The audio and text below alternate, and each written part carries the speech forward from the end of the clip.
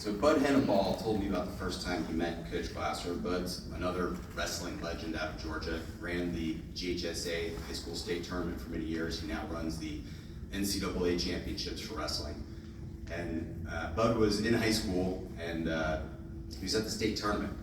And he was taking a break between rounds, went to grab himself something to eat, and Jim Glasser approached him, told him he enjoyed watching him wrestle and that he's doing a fantastic job. In the middle of this restaurant, he's asking him, hey, show me that move that you do. So Bud's sitting there having to show him. He had this setup that was a little bit unusual to his favorite takedown. And they're sitting there for 5 or 10 minutes doing this wrestling move in the middle of a restaurant. Bud walked away from it thinking it was a little unusual, but thought that, that was a sort of nice guy, enjoyable meeting. He's wrestling later that day in the semifinals of the state championships. And he looks over in the opposing corner, he sees Coach Glasser smiling at him. He had just spent 5 to 10 minutes showing his opposing coach his favorite setup to his favorite takedown.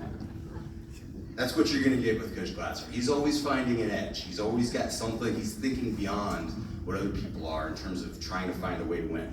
Now, in fairness to Bud, he did actually still win that match. But another couple of legends out of Atlanta and out of the Lovett School, Knox Culpepper, who still has tackle records at the University of Georgia and played in the NFL, and Adam Nelson, one of the greatest shot putters in U.S. history, an Olympic champion, were talking at Jim Glasser's memorial, and they both, sitting there watching the conversation, they both said that Jim Glasser was the greatest coach that either of them had ever had in any sport. So think about two men, one who played in the NFL, one who was trained by U.S. track and field Olympic coaches, say that this high school coach was the best coach they ever had. The stats say one thing, and I'd be remiss not to mention them. He, at the time of his retirement, he had the most state titles in wrestling in Georgia history. He had the most wins in Georgia history with 751 wins, which was also 4th in U.S. history at that point in time. He had a U.S. record in winning percentage of 94%. He also was asked to help out. There was a need for a women's track coach. So lo and behold, he goes out and wins Lovett's first track state title. And years later, in the 90s, they needed a tennis coach. Now, he just referred to himself as the bus driver, but the guy just kept winning state titles, and he won 4 state titles in a row in tennis. The guy could just win, just flat out win. After having him as my coach, I thought that I was done with the lessons. I coached with him for many years thereafter, and in my mid to late 20s, I had approached him about a kid that we had. There were stories of him drinking, potentially doing other things. He wasn't working hard in the room. He clearly didn't want to be there. I felt that we should kick him off the team. I had mentioned this a couple times to Coach Glasser, and he kind of blown me off.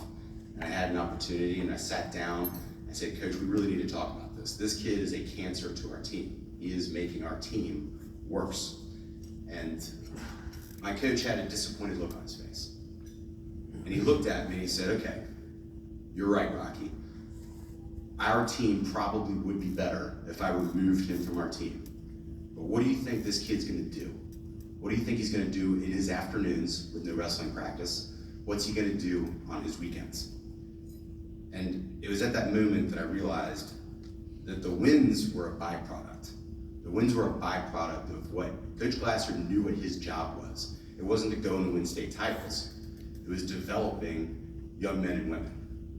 And we have to all remember why we're here. Sport is nothing but a tool, albeit a wonderful tool, but it's a tool to develop the hearts and minds of the young athletes that we coach.